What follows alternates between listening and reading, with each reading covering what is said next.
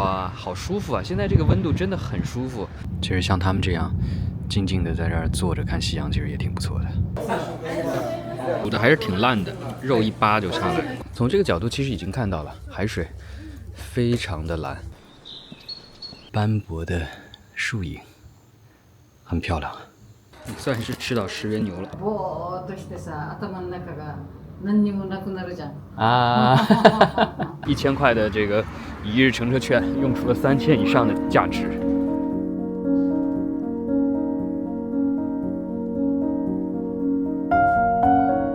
大家好，我是老宋。今天要从东京羽田机场前往日本非常南部的石垣岛。这条线算是东京出发的日本最远国内线，距离约2000公里，飞行时间约为3小时。顺便考考大家，日本最长的国内航线是哪一条？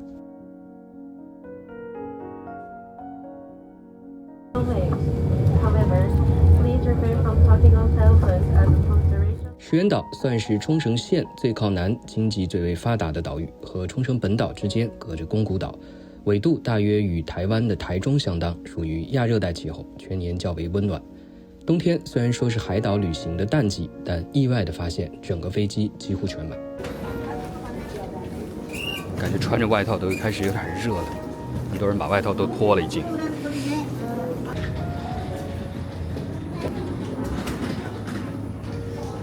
这边是拿行李的地方，今天没有托运，所以就不用等了，直接可以出去了。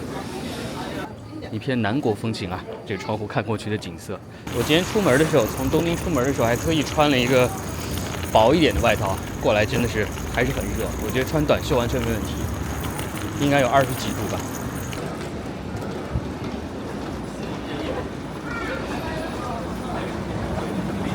到机场单程是500块，你也可以买那个一日乘车券，它是1000块，但是它是24小时的，所以其实你如果说搭个几趟的话，1000块的一日乘车券还是比较划算的。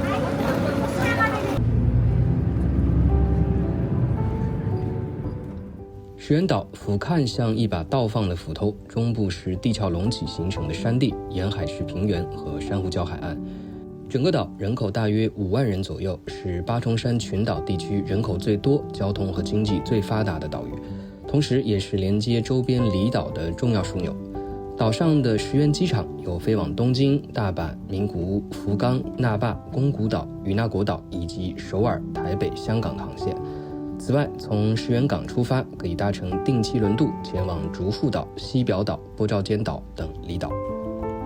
已经下车了，从机场过来大概半小时多吧，30几分钟，然后到市区。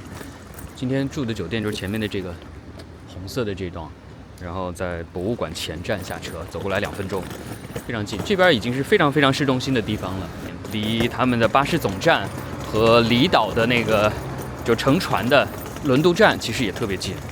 如果是在石垣岛不打算租车的话，还是住在市中心离巴士总站比较近的地方会比较好一些，会比较方便。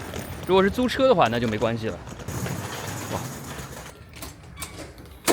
很多老的酒店都是这种开门的。然后这边是有一个镜子，里面竟然还有一个沙发，这么大，比我预想中的要大一些啊。然后这床单看起来确实有年代感，不过打扫的整理的我觉得还挺干净的。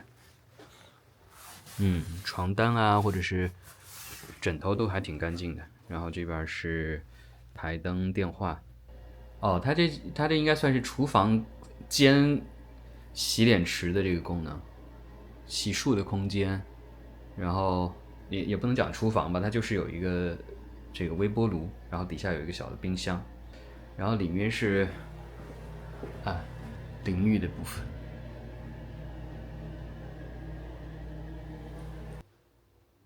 这是卫生间。哇，这个阳台真不错啊！我就看评论说他们这个阳台很好，果然很棒。你看这阳台多大，哇，好舒服啊！现在这个温度真的很舒服，我感觉体感差不多就20度。然后前面就可以看到海，看起来远处那个地方应该就是港口了。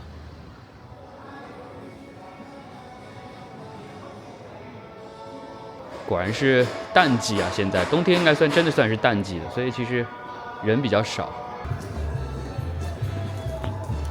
这些就感觉跟冲绳本岛差不多的这些商品。石原市的这个公社市场，这也算是当地市内我觉得最有名的一个景点了。其实说白了就是食品市场，就卖各种食品的，有熟食啊，还有生鲜类的。里面有一些现在有一些餐厅，感觉现在稍微有点晚了，很多店看起来应该都关了，都在收摊了。中午来应该会比较多。然后冲绳一般常买的特产就是这个叫青丝锅的东西。其实我真的不太喜欢吃这个东西，我觉得这个东西挺难吃的。怎么形容呢？就是很酥的、很松的那种饼干，一咬它就是很多粉的那种感觉。我真的不太喜欢这东西。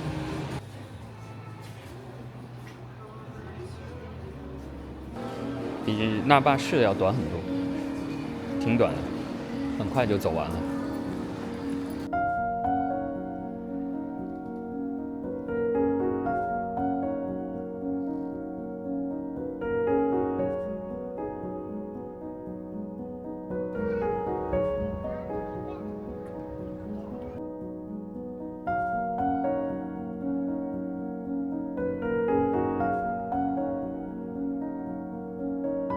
然后大家看到黄色招牌那家店了吗？这是石原岛他们当地特别有名的一个牛奶店，牛奶的品牌。然后他们就通过这牛奶店也开发了很多的周边产品。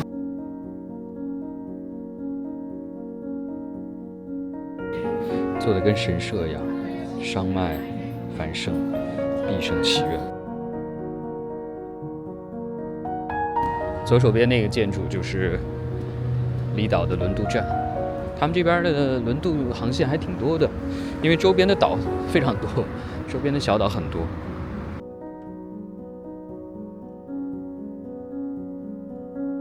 这边的夕阳还是很漂亮的。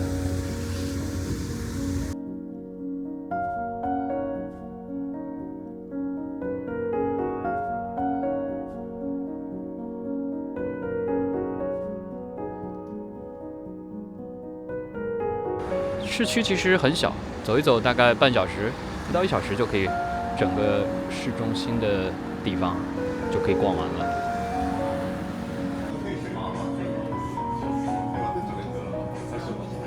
这个豆腐还挺有意思的，岛豆腐上面放了一些小鱼。冲绳他们这边吃猪肉比较多，所以经常会有猪脚啊、猪耳朵这种料理。日本其他地方会比较少。这煮的还是挺烂的，肉一扒就下来，筷子一扒就下来了。肉菜炒苦瓜，然后呢，其实你仔细找的话，它除了这个炒苦瓜以外，它还有肉菜炒豆腐，还有炒丝瓜，然后还有炒这个面筋。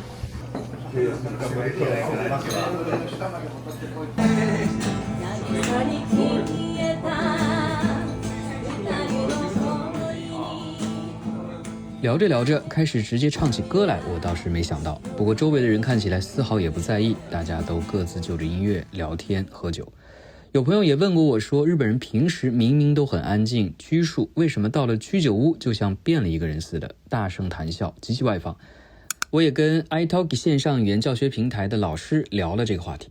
居酒屋っていうのは、その居酒屋の歴史とかもあるんですけど、もともと発祥が江戸時代で、ワイワイみんなが集まって、庶民が集まってワイワイ飲む場所っていうものなんですよね。それが今までずっと受け継がれているので、居酒屋っていうとリラックスして大丈夫、多少騒いでも大丈夫、怒られないとか、そういう場所なので、居酒屋に行ってると普段抑えてるものがバッと出るっていう、そういう要素も多いと思いますね。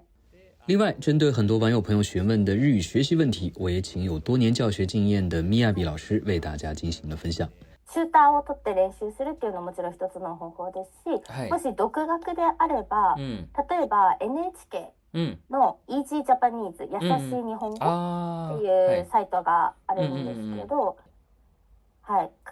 簡単な会話が学べるビデオとかもいろいろあるので、とこれを使って勉強してみる。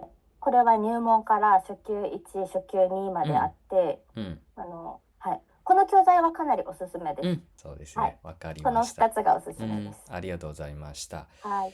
很多朋友在留言里都会提到出国旅行时的语言沟通问题，尤其是在日本，普通人的英文能力整体并不算高，尤其是地方城市、乡下地区，沟通真的会比较困难。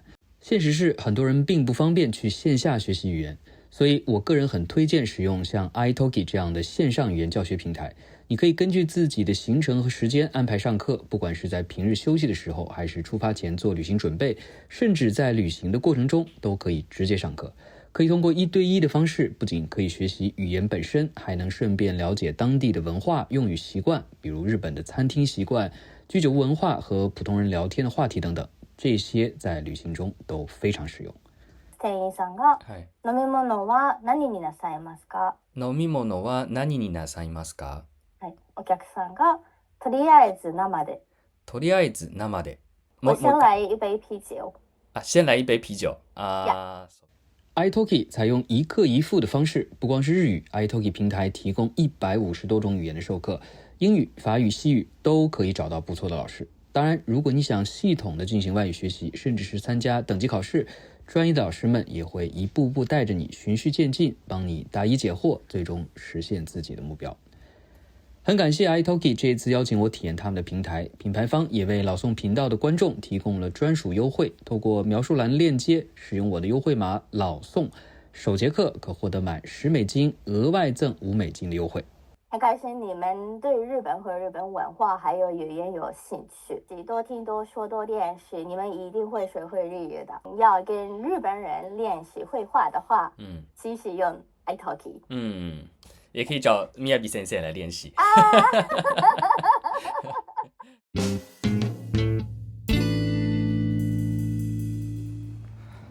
今天早上天气还行，好像但是下午可能会要下雨。大家已经上车了，就是这一辆9号到川平公园的，这应该是石垣岛最有名的景点了。售票窗口买1日乘车券，比较方便，1000块钱。発車します。ご注意ください。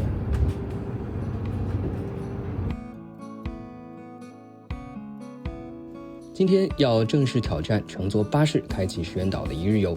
说起来，这些海岛地区当然最方便的还是租车自驾，不过一定还是有不方便租车或者一个人租车不划算的情况。石垣岛公共交通虽然不发达，班次很少，不过其实如果能够提前规划好路线和时间，使用巴士1日乘车券，还是能玩得很好。优惠券分1日和5日2种，1日券1000日币，5日券2000日币。如果你停留超过1天，买5日券绝对划算，毕竟机场往返一趟就要1100日币。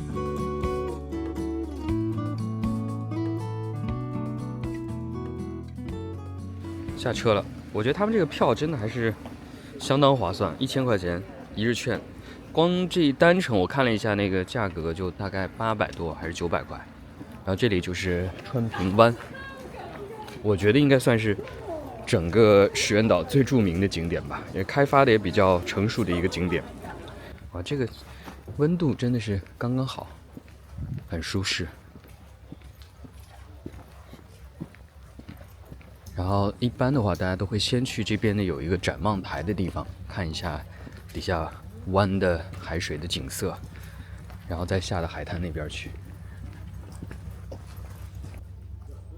就这边的它海水的颜色是有层次的，不同的深度的这个绿色，有浅绿、深绿、宝石绿，哇，还是蛮漂亮的。位于石垣岛西北部的川平湾应该是石垣岛最有名的景点。湾口很小，湾内深，所以海水非常平静，呈现出一种翡翠色与深蓝色交织的色调，被誉为川平蓝。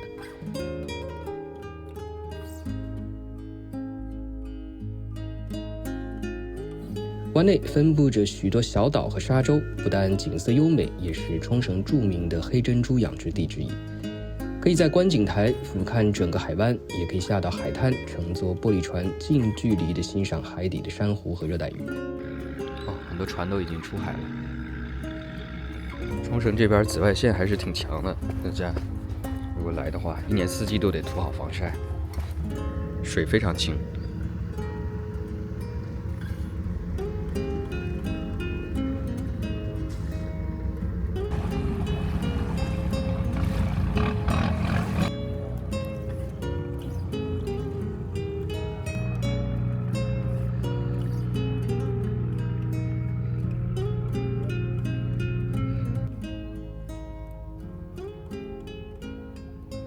如果是中午来的话呢，其实可以在这儿吃个午餐。我上次来的时候就在这边，其实有挺大的一个道の駅，它是叫島の駅，岛之驿。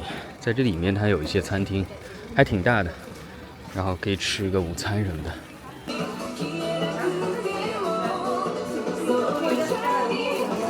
那个里面就是餐厅，还有这种很夏天的短袖一套，短裤短袖一套。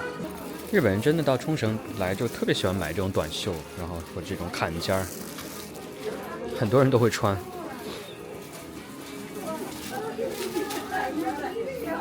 还有这种冲绳的袜子，还挺五颜六色，挺可爱的。接下来继续要坐巴士去下一站，相当准时啊！19分的车，完全准时就到了。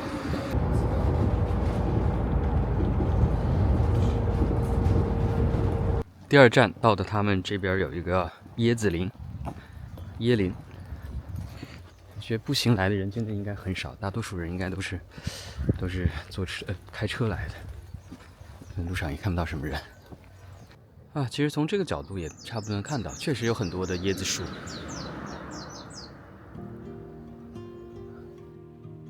到了米原椰树林，本来有一个展望台，不过说是在维修，暂时不开放。结果一问，发现我来的这一天是维修的最后一天。老宋一向运气很好。这里生长着大量高大的八重山椰子树，沿着林间步道行走，被密集的藤蔓和亚热带植物包围，氛围非常幽静，很适合散步。这就是所谓的纪念馆。八重山椰子纪念馆。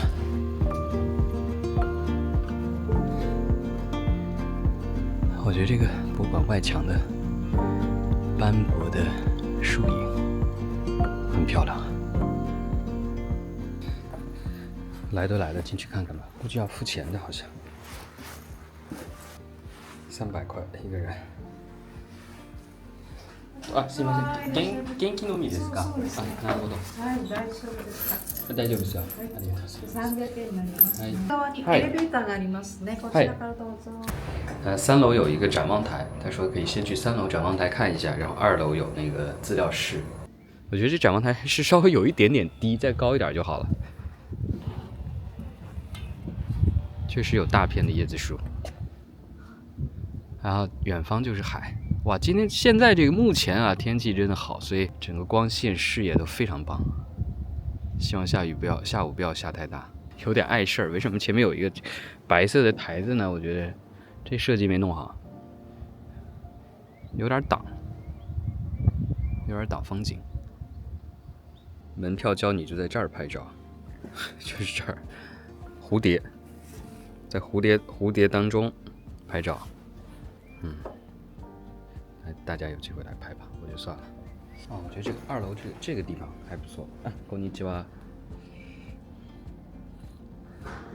这个地方还蛮漂亮的。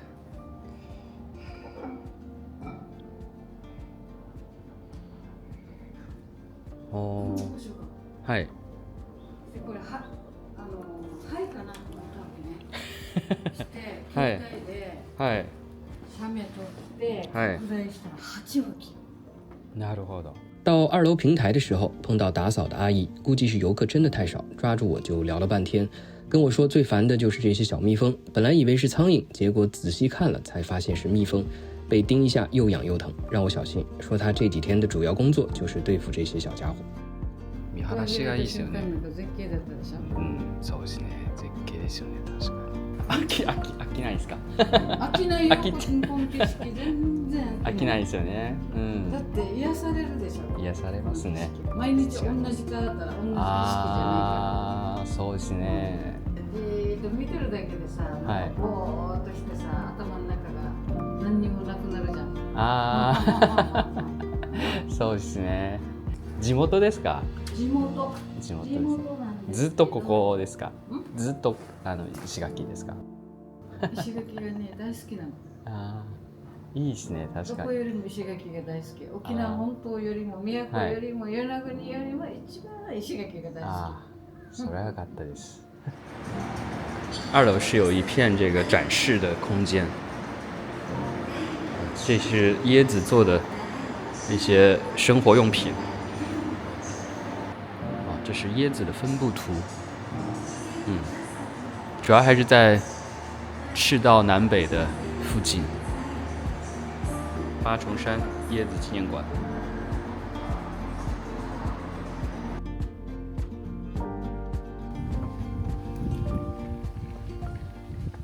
巴士来了，晚了2分钟。然后上下车的话，要把这个一日券给乘客，给那个司机看一下。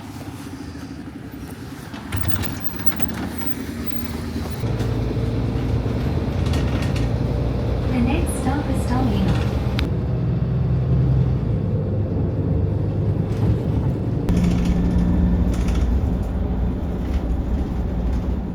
坐了半小时吧，下车了，到这个周月的地方。然后今天要去的其实是有一个叫做能不能看得起玉渠展望台的地方。这个地方呢，本身它其实是有巴士可以到这个展望台的，但是班次非常少。像今天的这种路线的话，它就完全没有可以接驳的巴士。然后呢是1.7公里，然后走25分钟吧。徒步去月老松有上线了，还好现在天气开始稍微有一点阴了，所以就没有那么晒，走一走还行。我感觉这地方平时真的应该会很少有人来这儿走，所以你看两边的草其实长得非常的茂盛。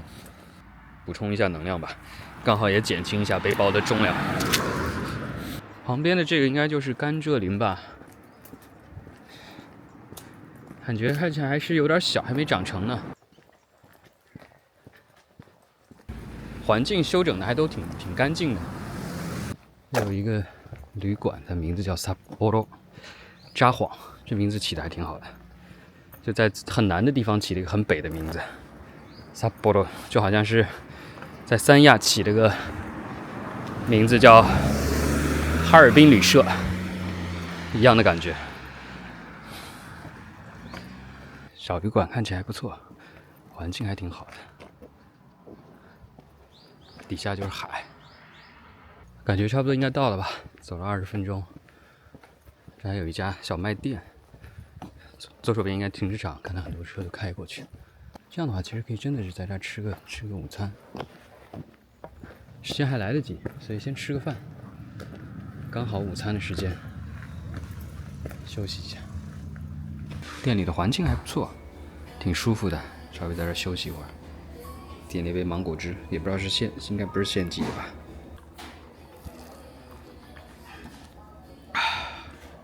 哇，好舒服啊！走完之后喝一杯饮料。他们这菜单还有中文的。汉堡已经来了，算是吃到10元牛了，虽然不是吃的是烤肉。味道其实真的相当不错，我觉得。没有什么特别的腥味，还挺香的。最后买了一个冰淇淋，看起来也不错。这天气真的还挺适合吃个冰的。哇，这个感觉真的不错，特别香。然后它带一点淡淡的咸味，所以不是特别甜。然后奶香味非常足。这有个地图可以看到，玉举旗展望台在这个地方，这个部位。它整个石垣岛真的是非常细长型的，南北细长型的。所以北边其实还有特别大的一片地，可以去到最北的这个平久保旗的灯塔的地方，这次就不去了。到这个玉曲旗展望台现在所在的地方，这边停的车还挺多的，应该是往里面走。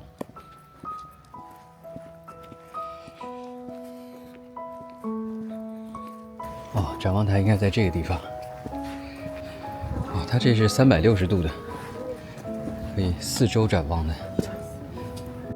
位于岛东北部的玉曲崎展望台，应该算是游客的必到景点之一，是俯瞰太平洋和岛屿海岸线的著名观景点。从这里可以看到层次分明的蓝色海面，弯曲延伸的海岸线，以及远处的珊瑚礁海域，景色开阔而壮观。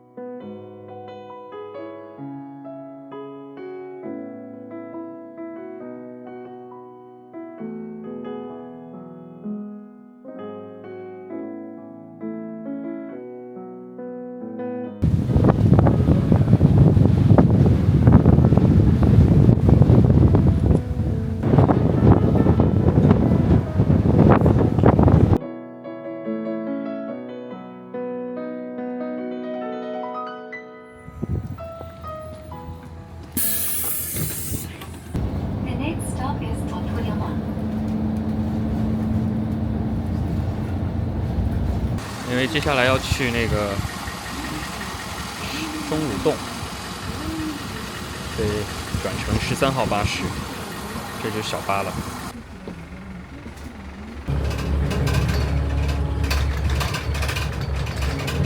果然开始下雨了，下车的地方这个地方叫新川公园前，下车之后开始下雨了。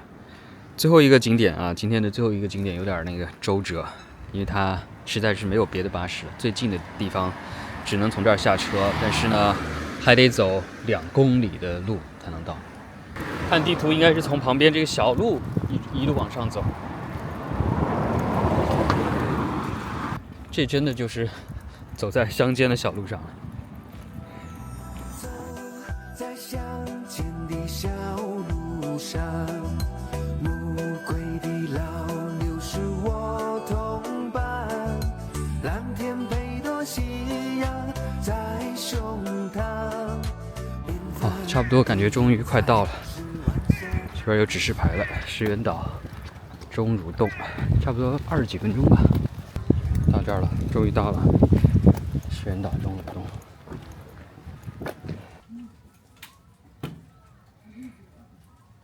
石原岛钟乳洞，要一路往下走。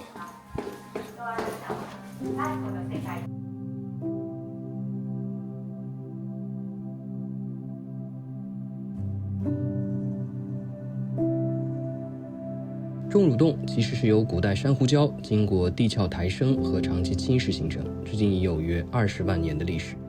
洞穴总长度约3.2公里，其中约660米被开发为游客参观路线，步行参观大约需要30分钟。哇，很大的一个洞啊！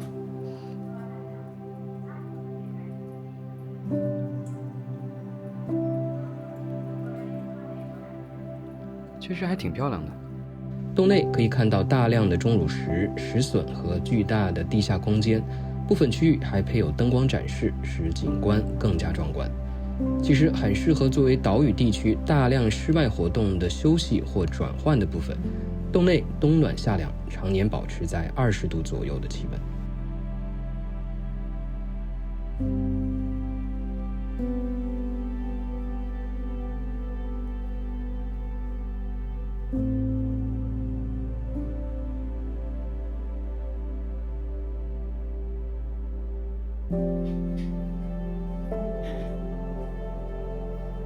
我觉得挺有意思的，1200块钱还挺值得的。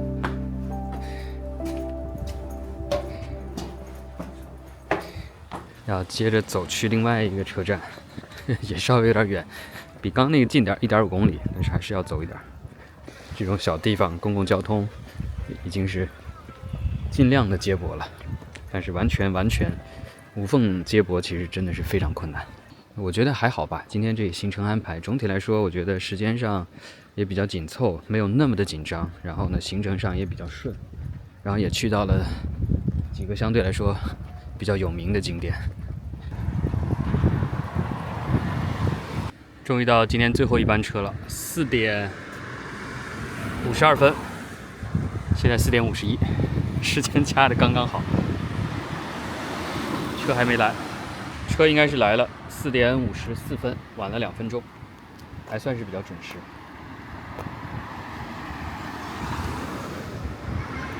我感觉我今天1000块的这个一日乘车券用出了3000以上的价值。先回去休息一下，然后等一下再出来吃晚餐。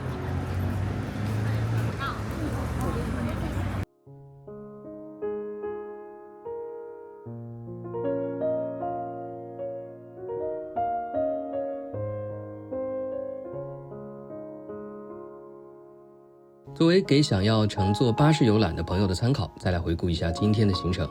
8点50从巴士总站出发，首站川品公园，然后继续顺时针方向前往米原椰林，然后继续往东到达玉曲崎展望台，最后回到巴士总站换乘前往石垣岛钟乳洞。整体行程山海兼备，风景不错，也有美食，不过中间有2个部分需要步行约2公里，对体力有一定要求。如果你不想走太多路，想要更悠闲一点，可以早晨从巴士总站坐车直达川平公园，悠闲游览后前往最北端的平久保崎灯塔，再折返去玉曲崎展望台，最后回市区吃10元牛的晚餐。当然，如果是2到3天的旅行，那就可以购买5日乘车券，然后每天安排不同地区的巴士旅行。不过住宿最好安排在巴士总站附近，比较方便。冬天的石垣岛旅行意外的非常舒服，不冷不热，也不会太晒。虽然少了海上活动，不过胜在人少，不拥挤，而且酒店价格较为便宜，所以也不失为一个理想的旅行地。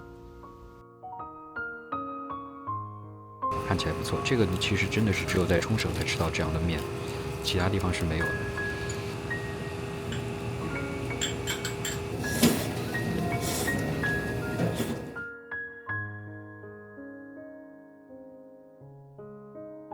最后要感谢大家的观看和支持，我们下期再见。